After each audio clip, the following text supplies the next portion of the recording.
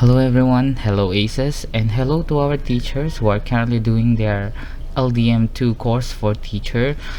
Now for this video, I will be providing you a sample of list of assessment method in distance learning. Now, this would be one of the expected outputs in our e-portfolio. If I'm not mistaken, it is under Module 3 of Lesson 3 Part 2. Now, let us try to analyze the content on how to proceed on the list of assessment method in distance learning. Now, this would be our example answer. You can find it on the activity 6. Now, there are various methods of assessment. Read the table 2 of Depth Order number 8, Series 2015 on the policy guidelines on classroom assessment to see examples such as games, quizzes, and interviews.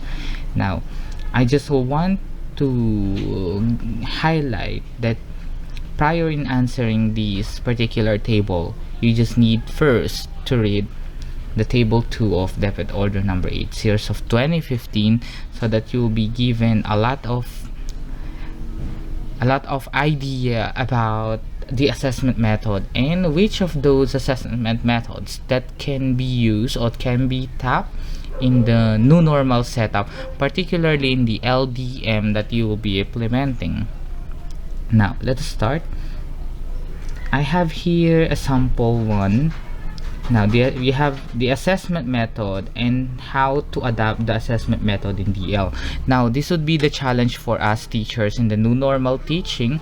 We have the traditional or the common assessment method that we apply in our face-to-face teaching, but now how we can modify or how we can manipulate this assessment method in order to suit in the assessment method in the new normal teaching.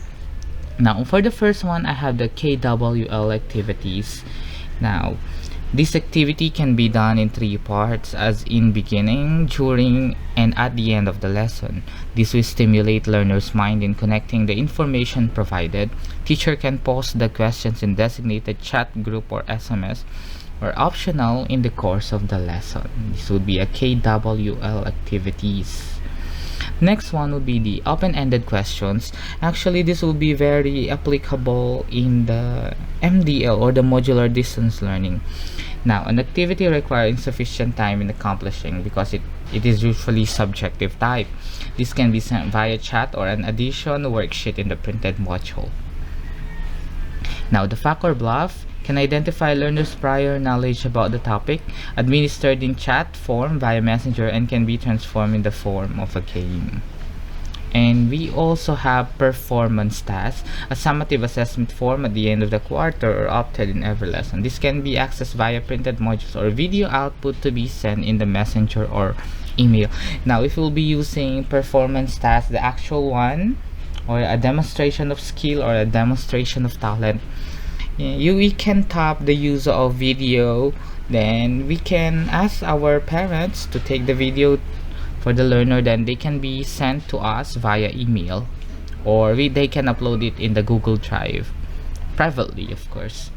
Now the written works, these will function as additional activities supporting the tasks in the modified modules. Now written works can be tapped as supplementary assessment if you feel that the activities or the assessment tasks in the modules crafted by the division are not sufficient or they are not suited in the ability of your learners. Now this will be the time for teachers to craft their own depending on the skill of their student.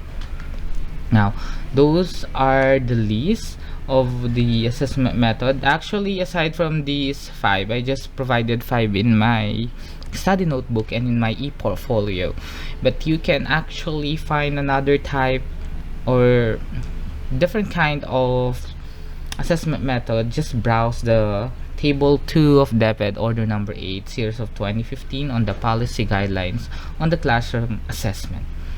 Now actually, in the IDP of most of the teachers, assessment method would be one of their difficulties in the new normal teaching, because we are actually used in having having an actual assessment through quizzes, through examinations, through actual performances. But now in the new normal teaching, particularly those schools who will be having a modular distance learning and not having a blended one, just a combination of online and offline teaching, now it is very painstaking on our part, and we are actually need to be resourceful, innovative, and creative just to make the list of assessment method that we can use in the new normal teaching, particularly in answering our LDM2 course for teacher. That will be all for today. Good day, everyone. God bless. So long, Edu